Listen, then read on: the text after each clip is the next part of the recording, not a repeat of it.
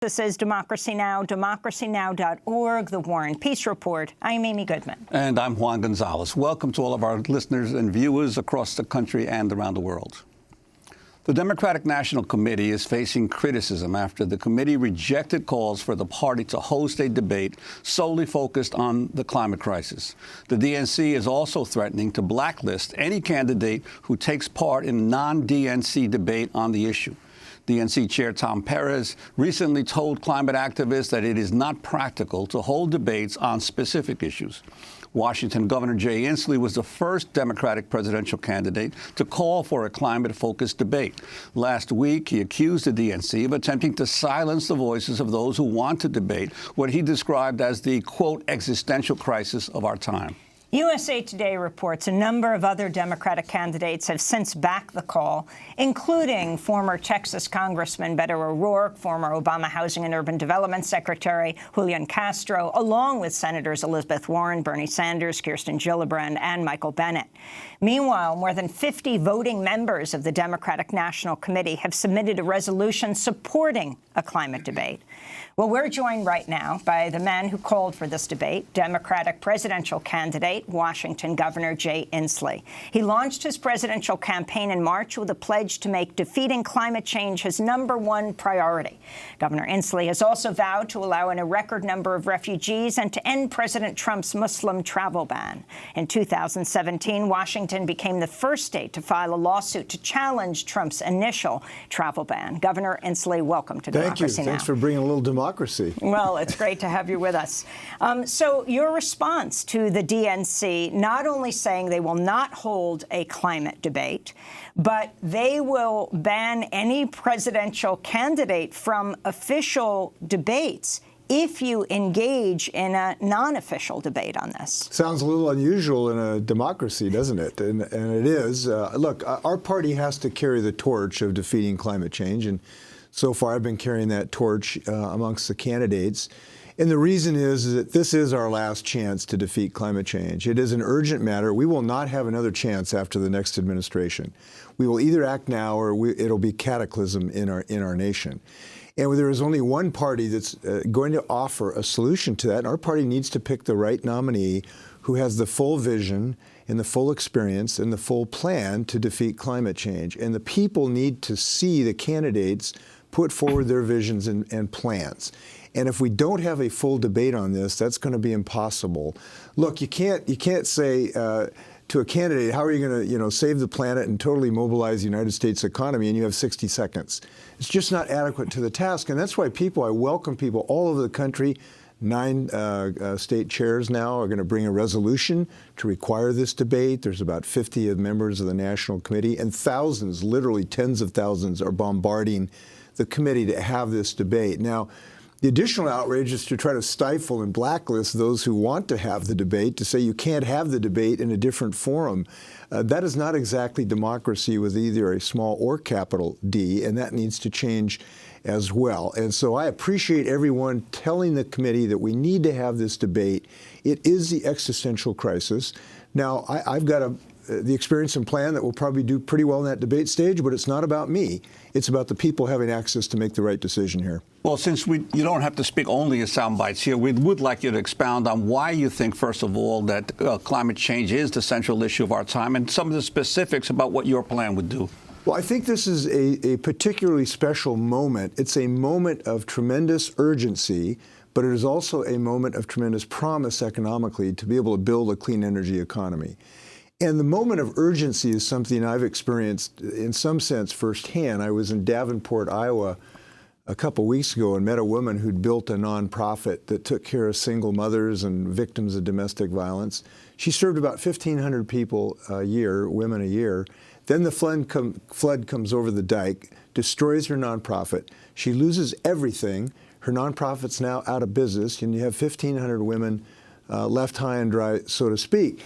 And when you watch that person crying about the loss of her vision and dream, you know that we got to do something about climate change.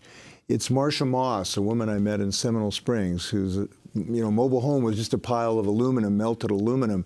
This is an absolute trail of destruction across our country right now. And so when Donald Trump says this is a Chinese hoax, no, these are real terrors, and we have to prevent them. On the upside, though, this is a tremendous promise of economic growth. Look, clean energy jobs today are growing twice as fast as the United States economy. We simply need an ignition, a spark for this clean energy revolution to mobilize the United States around this mission statement. And I've seen that. I saw that with Kennedy in my youth, what a spark of inspiration can do. And I believe if we have that from the White House, we can mobilize this nation and build a clean energy economy. And it's going to work. You know, Donald Trump says wind turbines cause cancer. We know they cause jobs. And I was just in Iowa the other day at the Des Moines Area Community College, talked to a young man named Dave, I asked him why is he taking this wind turbine technician class. He says, well, it's not exactly rocket science. These are the jobs of the future. We need a president who actually understands But what that. are some of the key pillars of what your plan would do in terms of combating climate change? Number one, we have to get off coal, and this is just a certainty. And that is something you just have to do in the next decade. So my plan, which is unique amongst all the candidates, would essentially limit coal-based electricity beginning 10 years from now. And that is a hard cap. It is a legally enforceable cap. It's not a suggestion to the utilities. It is a requirement. Second, we need to go to a fossil-free electrical grid by the middle of the next decade. And that's necessary according to the science. And again, this would be a legally binding requirement on the utilities. And that's necessary according to the science. You know, and one of the issues here is, you know, you can negotiate with Republicans. Sometimes you can negotiate with your spouse. You cannot negotiate with physics or chemistry. We have to accomplish these goals. Then I would also, in the transportation sector, we have to have cars and buses that do, you know, run on something other than gas and diesel in the next decade. That needs to be a requirement as well. So those are sort of three pillars, together with an investment strategy of about $300 billion a year that's going to create 8 million jobs. And these are good union jobs, by the way. We want to increase wages at the same time. I'm wondering if part of the reason that the Democratic National Committee came down so hard against your call for a climate debate is the kinds of issues it might raise. You're one of the first Democratic presidential candidates to sign a pledge to refuse any financial contributions from the fossil fuel interests. And this became a major issue with the Green New Deal when Alexandria Ocasio-Cortez said any Congress member who sat on a committee dealing with that should refuse fossil fuel money.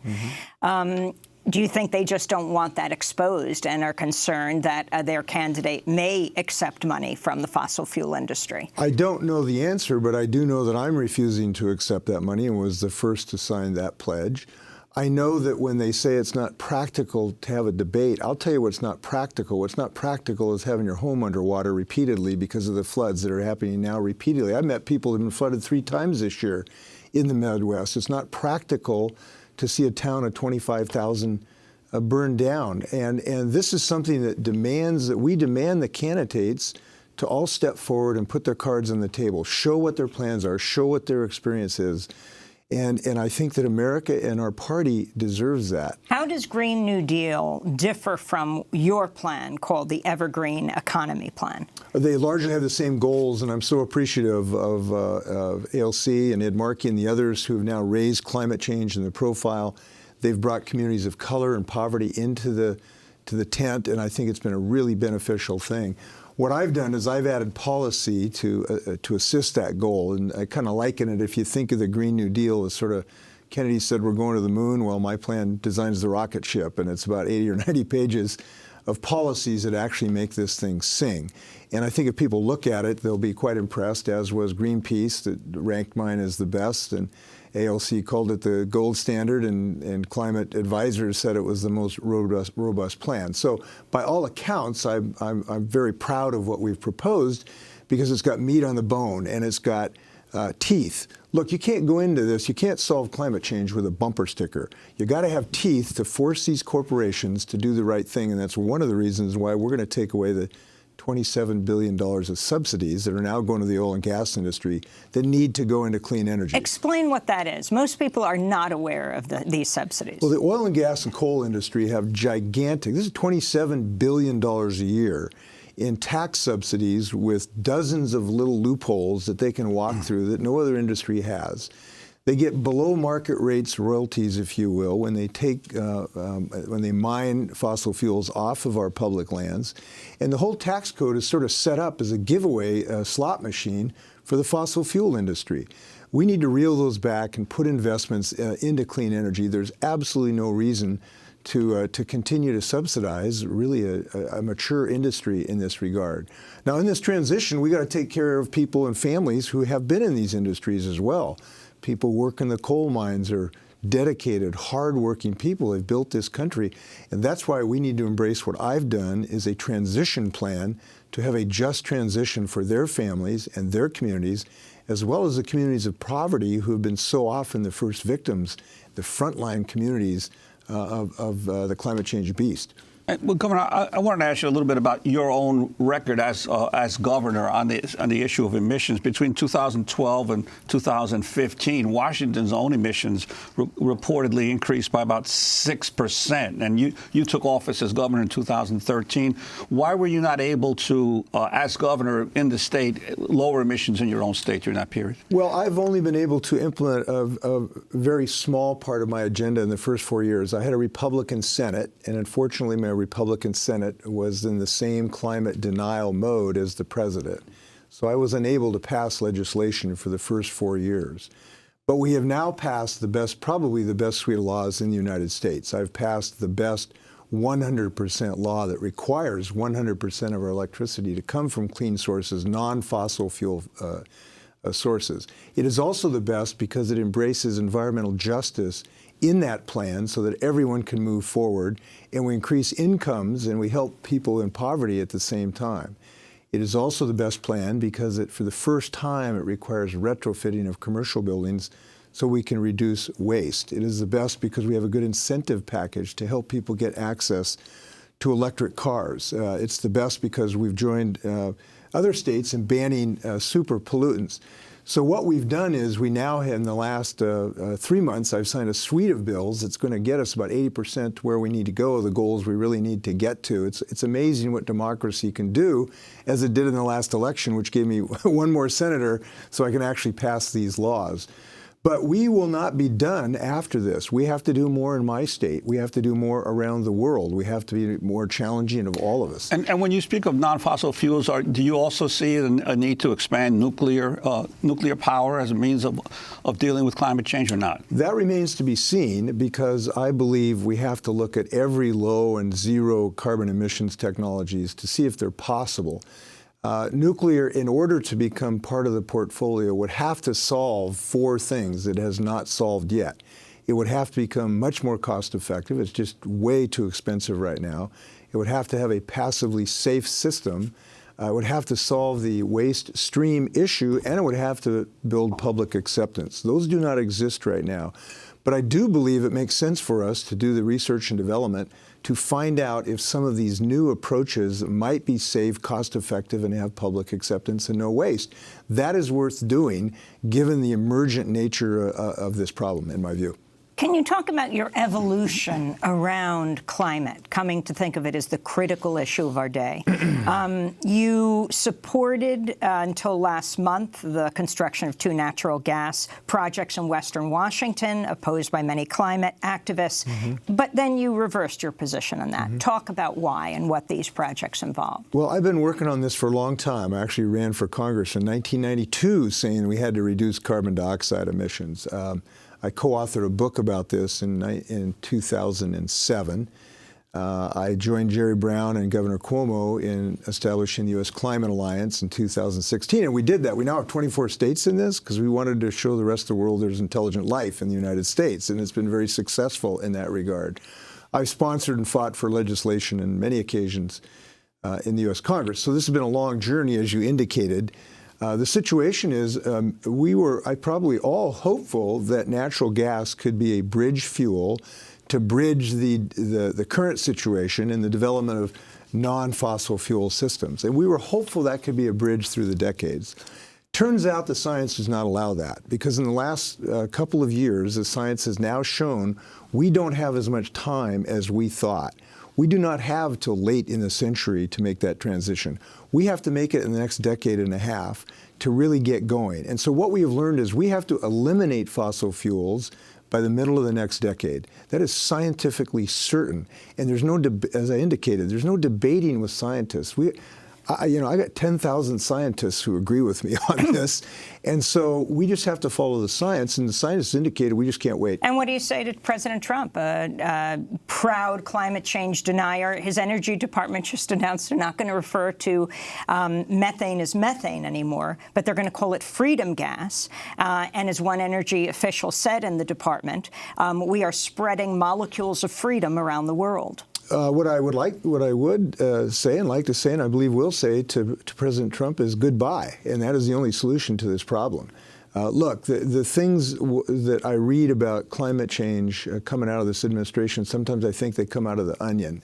So when they're calling freedom gas something that essentially can, over time, destroy the life as we know it, that can only be described as humor coming out of Dr. Strangelove. And I think somebody needs to make the equivalent of Dr. Strangelove about this administration and this subject. I wanted to ask you about refugees. We're seeing many people coming up from Central America. Some people believe many of them are climate refugees as well, but also fleeing gang violence and deep poverty there. You were one of the leaders among governors, obviously, in opposing the President Trump's efforts to not only have a Muslim ban, but also an immigration issue. Talk about what you've been doing in Washington. Well, we've been standing up to Donald Trump. I've now sued him and defeated him 21 times in a row with Bob Ferguson, our excellent Attorney General, at the helm. We need to stand up for democracy and all its measures and value system. Your logo has the Statue of Liberty on it, and I believe the light from that statue should continue to shine across the United States. It is an ancient a light we should guard jealously, and I did that, and I'm proud I was the first governor to stand up against his Muslim ban. I was also the first person to say we should accept Syrian refugees, even before I think that issue came up. And the reason is that this is not only a matter of compassion of the United States. We are a compassionate nation. Taking in the refugees and those, fleeing the huddled masses, yearning to be free. This is something that's deeply ingrained in our hearts in the United States. But it is also an economic development issue. Look, we've grown our economy because we have geniuses who've come from nowhere and now created businesses in my state. The dreamers who are in my state are some of the most ambitious, creative, going to be productive business people and doctors. And that's why I'm proud as being the first governor to make sure the dreamers get access to college education. So I believe that the current situation is unfortunate. What about what Governor Newsom is doing? It looks like he's about to sign this bill that will increase the access of undocumented immigrants between the ages of 19 and 25, something like that. Around 90,000 of them will get health care. So we are taking steps in that direction. We started with our youthful folks in that situation, and we make sure that we have ERs open to them. But first, they have to have access to not be put in cells and have the children separated from parents like Donald Trump is doing. And as you indicated, what is so maddening about this is that the president refuses to go to the source of this problem, which many of these people are climate refugees today because they simply can't be subsistence farmers because the climate has changed so much you can't grow crops, particularly at higher elevations in Central America. So they're starving to death. And the president refuses to recognize the reality of climate change. He's going to allow it to become worse because he just doesn't give a hang or is too scientifically illiterate. Each are fatal.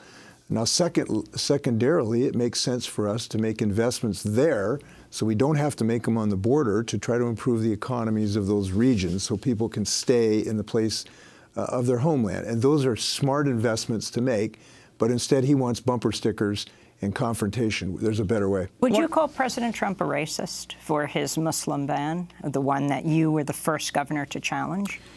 You know, it's painful to think in those terms, but I don't know what other conclusion you can make. And I made it a long time ago. You need to understand the depth of depravity of this individual. This is a person whose entire political existence he owes to a racial lie when he said that Barack Obama was born in Kenya. That is the entire way he developed a base in the Republican Party. That lie is the only reason he has a political existence. So I don't know what other word you can attach, because he has followed this up every day, trying to divide the United States, continuing to pull out his dog whistle out of the Oval Office closet and blow it every single day. So it's painful to say that, but I just have to reach that conclusion.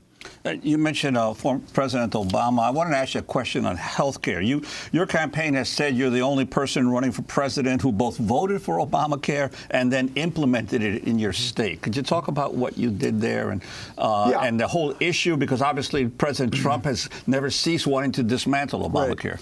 Well, I think this points out to something that I've been a member of the U.S. Congress for 15, 16 years. I was very active trying to get the health care bill passed. We were successful, but we've also implemented it. And governing means both passing bills and implementing them. And we've been very successful in our implementation of Obamacare since I've been governor. We have 800,000 people with insurance. And importantly, we've been able to keep a lid on costs in health care. And now I have passed the first public option in the United States. So I'm the only candidate who's actually passed a state-sanctioned plan for health care in their states. We've also passed the first long-term elder care program in the United States. And with our increasing retirements and the dementia crisis, this is extremely important. So the implementation that I've put forward, I think, has been very, very successful. And it's one of the themes, frankly, of my candidacy, that the things I've done as a governor I think is a template for success in the United States. The highest minimum wage, the best paid family leave. We're very radical in Washington. We think women should be paid the same as men, so we have the best gender pay equity in the country. I've got the biggest teacher compensation increase in the United States. I was the first governor to pass a net neutrality bill. The point I'm making is that governing is important in addition to just passing legislation. I think would suit me well in the position of the White House. You also have some very big companies, obviously, in Washington: Amazon, Microsoft, Boeing. One of them I wanted to ask you about was Boeing.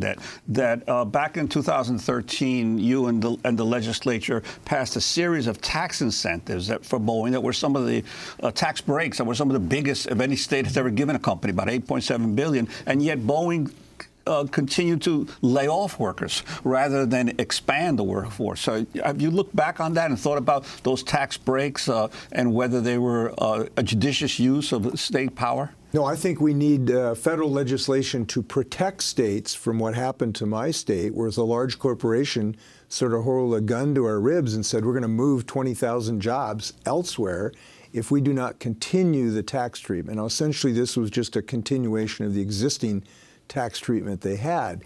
I don't think states should be able to be leveraged in that manner.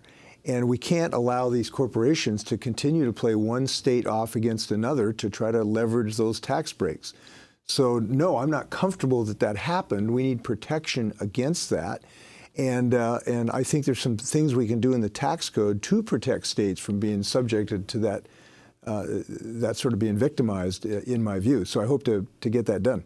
Are you sorry you did that? Would you do it again? I mean, you've come to New York where people drove Amazon out of Long Island City, just enraged at the tax breaks that they were giving this company. Well, I have to say that I'm pleased that there's about 20,000 people that would not be working in the state of Washington in the aerospace industry had we not done that. So my job is to keep those people working, and we did it for those families. But as I've said, we should push back against this corporate behavior that does that. Now, not all corporations do this. Look, Salesforce just acquired Tableau in Seattle. This is a corporation that cares for its people, gets paid compensation, worries about the homelessness. Not every corporation behaves this way. This one did. Your thoughts on democratic socialism? I think that I'm a proud progressive. My progressive record is unmatched. We've talked about the Muslim ban and gender pay equity. I've passed one of the best reproductive parity bills. By the way, this is important. It's not just a matter of a woman having a right of choice academically. They have to be able to have health care. And we've passed a Reproductive Parity Act to make sure women have access to health care through their insurance policies. So I've been a very stalwart progressive, and I'm a Democrat. That's how I label myself. And I think those are things that are going to win. And we have to realize that we need to be vigorous in defending those values. Look, I heard the vice president today saying, well, he's just going to sort of sit down with Mitch McConnell and iron these things out. Look, the party that tried to destroy Obamacare and cripple the Obama administration and stole a Supreme Court decision is not going to be solved over a cup of tea. You can't expect the Toronto Raptors to root for the Warriors in the next game of the NBA Finals. And we have to have a hard-headed realization that we got to stand up for these values, and I'm very capable of doing that. I've had some bipartisan successes. I got the biggest educational benefit, biggest transportation package, best family leave while I had a Republican Senate. But you got to be able to stand for your values, and I've been doing that for about 25 years. I want to ask you about another issue on which you've evolved over the years, capital punishment. You were once in favor of it, but then you placed a moratorium on the use of capital punishment in 2014, and the death penalty has since been abolished in your state. Can you talk about the evolution of yourself on this issue? Yeah, I think that what I've seen is an increasing awareness of the racial disparity in our criminal justice system. And that is one of the reasons I eliminated the death penalty, put a moratorium on the death penalty by executive order. And so what I've seen is, and it's one of the reasons I've offered pardons to thousands of people who had marijuana convictions. We have now legalized marijuana. But we've seen the racial disparity that has come from the drug war, and we need to root that out. It's one of the reasons that we passed the best police accountability laws that hold police accountable when there's undue violence. It's one of the reasons why we now are doing something that I'm really proud of, which is diverting juveniles into the school system out of the criminal justice system.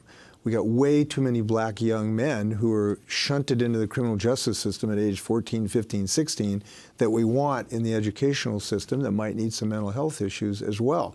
So these are a host of things we're doing to try to right the racial disparity that has been so prevalent in our society. We've also now just embraced affirmative action for the first time. And I was very vocal in favor of the restoration of affirmative action in our state, so that we can right the shadow that has inflicted this country of racial disparities in so many contexts.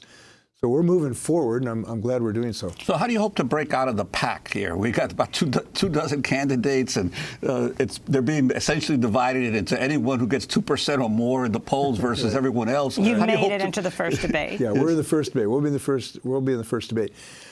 Look, there's two things I can offer to people. And the first one, look, I got to tell you why I'm running for president. That might be relevant to this discussion. I really love being governor. I've been extremely successful. We've got the best economy. We've created the best economy in the United States. It's going to be a good argument to defeat Donald Trump when I tell him, you know who's got the best economy? You know who knows how to build an economy? I've done it. But I just decided I wanted to be able to look at my grandkids on my final day and say I did everything I could to defeat climate change. So this is a personal obligation in some part, and I want to do that for all the children and grandkids of the nation. So what I'm offering to people is a unique commitment to say that if I'm elected president, I will make defeating climate change the #1 priority of the United States. And I profoundly believe that level of commitment is necessary to this job, because if it is not job one, it will not get done. The political capital that is necessary to totally mobilize the United States economy requires a president with that level of commitment. And I'm the only candidate who's made that commitment, because I know it's necessary, and I have a plan to accomplish it. I have the experience that is unmatched by anybody in the field. And secondly, I have an experience level of all the things I've got done, some of which we've talked about today, of accomplishment in the state of Washington. So those are two things, and I hope people take a look at them. The U.S. military is the largest consumer of oil in the world. Yes. How do you take on the military-industrial complex, or do you see that as something that you feel you should be doing? And your stance and foreign policy and the wars, and the longest war the U.S. has ever engaged in Afghanistan and in Iraq? I was one of the most vocal critics of the Iraq War in the Bush administration, and I fought long and hard against that war, and I would continue the principled position that we need alliances rather than making continued mistakes of thinking we can revamp whole countries and cultures and our own image in a short period of time. So I think I've got an experience to show I've been able to stand up against when the war drums are beating. And as far as the U.S. military in regard to climate change, I believe that they can be actually a very positive way to help drive new technologies that are not dependent on oil and gas and diesel and coal. We've started that in my state, where we use our procurement power to drive new technologies. I'm the first governor to make sure half the cars we buy in the state for the state government are fully electric, and that's really working really well. We can do the same kind of thing with the United States military. We've started that a little bit with the green fleets to use biofuels in some of the ships. We can do the same in aerospace, where we now are developing biofuels that can be really low carbon to fly our jets, and we've already done that. So we need to make it a positive player, because it is an 800-pound gorilla throughout these supply chains, and I'm convinced we can make it positive. Well, Governor Inslee, we want to thank you for being with us. Jay Inslee, Governor of Washington, 2020 Democratic presidential candidate. When we come back, we go to Australia, to Brisbane and Perth, where press freedom groups are sounding the alarm after police raided the headquarters of the Australian Broadcasting Corporation after the network revealed Australian special forces may have committed war crimes in Afghanistan. Stay with us.